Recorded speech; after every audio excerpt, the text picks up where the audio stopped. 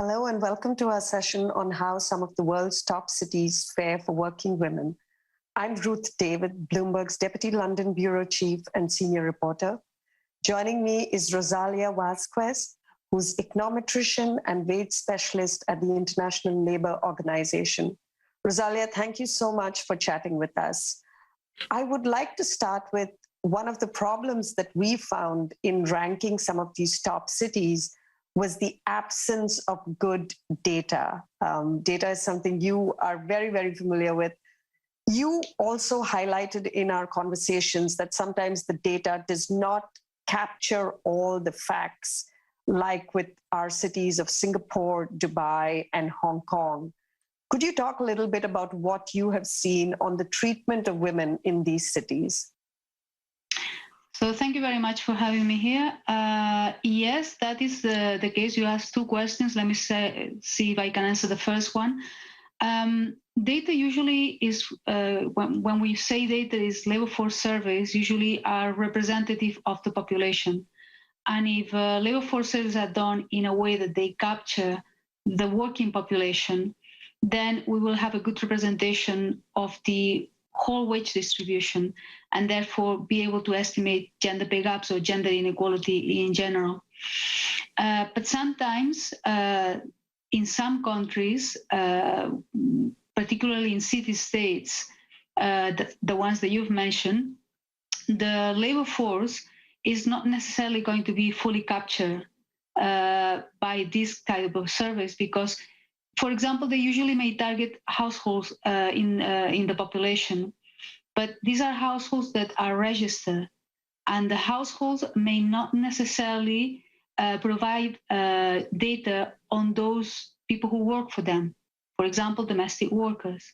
And these domestic workers are part of the labor force, but are not captured because surveys are not designed to capture them in these particular cities.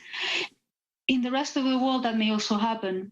You may actually interview a household where the woman lives in the household and works as domestic workers outside her household. But you may not necessarily capture women who are living domestic workers when the household is surveyed because the people in the household don't perceive these people as being part of the household or the labor force.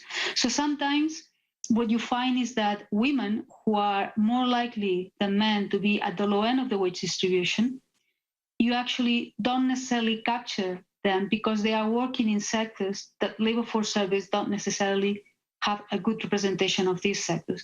Whereas in the case of men, they're more likely to work in sectors that are well captured by labor force surveys. So this is the problem that we have in city-states like Dubai, in places like Hong Kong, Singapore, etc., where you have a significant proportion of women who work in the labor market as domestic workers and who are not necessarily captured by these surveys. So what we end up is with an estimate of the gender pay gap that is potentially, let's say, a downward estimate of the reality that goes on in the country. And gender pay gap was something that we saw across the board in all of the cities that we surveyed. Some cities, it was way more than the others. For instance, in Tokyo, it was really high, but in places like London, and maybe even Germany, where they've made it mandatory to report on the wage gap, or they're encouraging companies to do that, you get to see it more. How much do you think the laws and quotas help to reduce the gender pay gap, and what are you seeing around that now?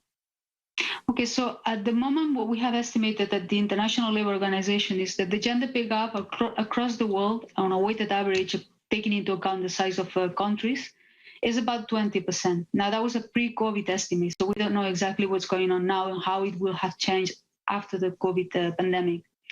But what we do see is that in countries where you have not just the legal system that punishes gender inequality in the world of work, in the workplace, but the instruments to make these legal frameworks work, in these countries, it is likely the case that the gender pay gap is either less or it will be reduced in the future, because these are countries that have put in place elements very recently. So we still have to see how over time these elements work. But for example, the one you mentioned, Germany, Germany is a country where a couple of years ago, 3 years ago, they decided to actually make enterprises have compulsory audits. If you're a work employee, a wage employee in Germany, and you think as a woman or as a man that in your enterprise you are being discriminated and other people who have a similar function than you are getting paid more than you, you have the right to have wages disclosed to you by this enterprise. These are for enterprises of more than 250 wage employees. You have other countries where similar rules apply. For example, in the case of Switzerland, very recently, for enterprises that are higher than 50 wage employees, what you have is that you have to have a gender audit if you want public procurement. So if you want to have access to public procurement, you have to show that your enterprise does not discriminate in terms of wages and that you are auditing your enterprise in terms of gender equality. And that will give you access to that procurement. You can actually have this auditing going on. If there is any problem spotted, that you can actually do something to reduce the gender pay gap.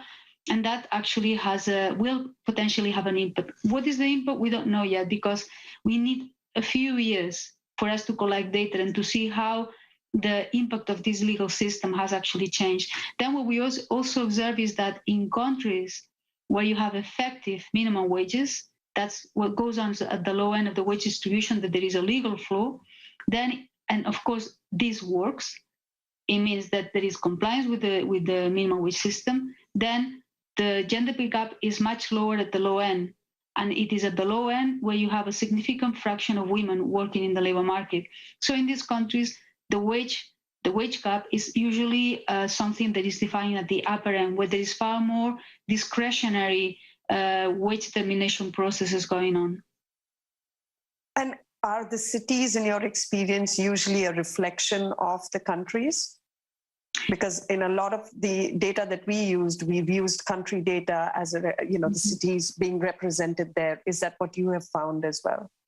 We don't usually work on a city level. That's because it's very rare to find data that is representative at city level. What we do is we estimate at country level. One thing that it can be said is that the workforce in a city can never, it's not usually the case that is the same as in a rural area or in the rest of the country. And some cities are very specific.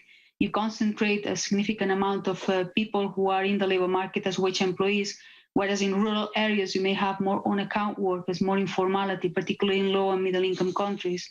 So clearly, the reflection in a city may not necessarily be the reflection of what goes on in the rest of the country. What it is true is that if you have a city which concentrates a significant number of wage employees, and when we talk about the gender pay gap, we talk about wage employees, not necessarily about on-account workers, then of course that city may be very much representative of the full population of working age population in that country. That is usually probably the case. So for example, in the case of Japan, Tokyo, if you have data that is representative of Tokyo, probably gives you a very good indication of what is the gender pay gap in the rest of Japan on aggregate. But it's not necessarily the case that in rural areas in Japan, the gender pay gap is the same as in Tokyo. Absolutely. And I guess we are looking at the formal employment, right? Not informal employment, which is what you would see more in the rural areas. That is the case. But as I said, when we talk about the gender pay gap, we talk about comparing women and men's earning of women and men who work for someone else. Because if you work for yourself, if you're an own account worker, and that's where informality is highly defined, then the gender pay gap is not something that we can, it's a decision that you make. It's not necessarily true that as an own account worker, you have a much better work. You might have a lot of working deficits. But when we talk about the gender pay gap, we talk about wage employees. Now, wage employment can be formal and informal. And in both cases, when we estimate the gender pay gap, we take both formal and informal into account. What happens is that in countries where you have significant amounts of informality, it's the case that there is non-compliance with the minimum wage. And that means that you will have a much higher gender pay gap in these countries at the very low end, even if the country has some sort of system of minimum wages. For example, in the case of Mexico. Yes, I'm just curious, where have you seen the gender pay gap has reduced the most in the last decade? In the last decade, we would say that the gender pay gap has actually remained fairly constant across the world, in many countries across the world, in just about the majority of countries. The gender pay gap went substantially down in the beginning of the 1990s. And since the turn of the century, we can say that there has been very little change. And the reason why it changed in the 1990s is probably because there was a lot of incorporation of women in the labor market, and an increasing amount of women participating in occupations and sectors that were traditionally for men.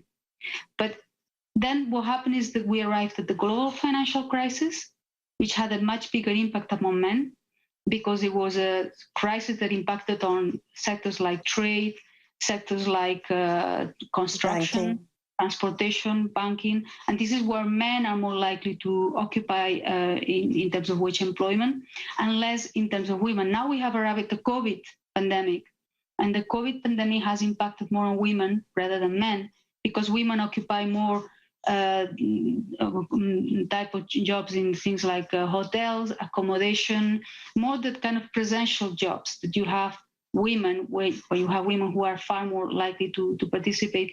So it may be the case that this time it has been the reverse impact compared to the global financial crisis, where the gender pay gap went down because men were more impacted than women. Now it could be the case that we have actually gone back a few years or maybe a decade in terms of reducing the gender pay gap as a result of COVID. But as I say, we still have to get the data. We also have to see how COVID evolves in the future, if it's now slowing down or it's picking up again. And then when, let's say, we go back to the steady state, the point where things are somehow comparable to a previous period and the crisis is over, we will be able to see with the data the extent to which this new crisis has impacted on gender inequalities, not just in terms of the gender pay gap, but in terms of gender participation, which has also an impact directly or indirectly on the gender pay gap. Absolutely. And, we've seen this when it comes to cutting carbon emissions, or when it comes to other global issues where the developed countries are trying to see how they can help the developing nations. We've spoken of a few markets, Toronto, for instance, where inequalities are much lower than in other parts of the world. Do you think the governments can do something, the state governments or the city governments in these places, to help other countries from maybe where their companies are getting their, manufacturing done, or have their warehouses? Is there anything that can be done there? Absolutely. I think one of the key ways in which the labor market works these days is the globalization process. And it is true that you have a lot of industries, multinationals, who are producing through the supply chain in countries like Bangladesh, India, etc. And in these countries, you could have these multinationals, maybe through the government actions or themselves, you could have them reducing the gender pay gap, because you have a lot of women who are participating in the supply chain. They are actually earning wages as a result of these multinationals. And the fact that these multinationals operate in governments, like you said, in Canada, or it could be any country in Europe, where the gender pay gap is an issue that is well in the policy agenda, these multinationals should be, and it would be very nice to see how they transfer such type of policies into their actions to reduce the gender pay gap in countries where they have most of the production done. That would be one way in which there is knowledge transfer and policy transfer at the global level to reduce the gender pay gap in countries where the gender pay gap is much substantial. And I guess we will only see the impact of how the pandemic has affected working women in the next few years. When are you doing the next data collection drive around this? Well, we are now working on the next Global Wage Report, which is a publication. It's one of the flagship publications of the ILO, and it comes out every 2 years. And the next one will be published at the end of 2022. And we should be able to see, with some estimates for some countries which have already got data, the extent to which the pandemic has impacted on gender inequalities, including the gender pay gap.